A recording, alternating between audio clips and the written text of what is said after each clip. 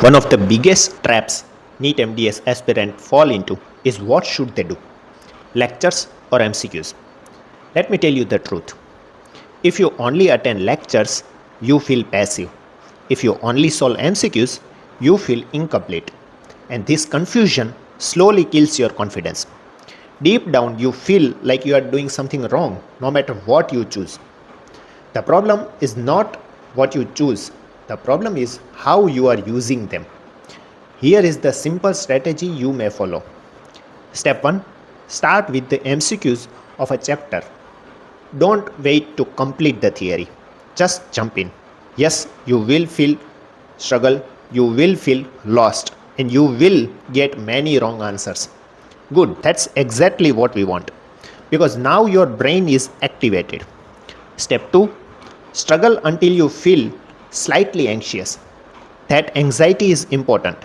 It tells your brain, this is important. I need to learn this. Now you have created curiosity and urgency. Step 3. Now attend the lecture and suddenly everything changes. Now you are not just watching the lecture, you are searching for the answers. Oh, this was asked in MCQ.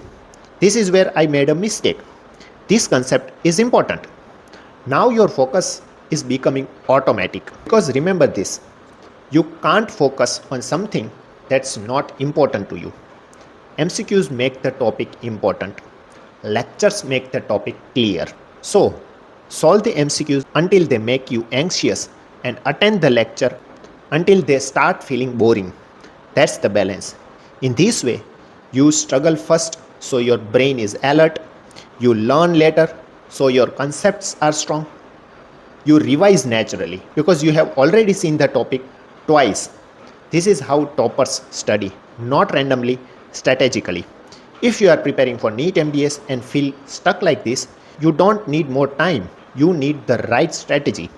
Follow this and thank me later.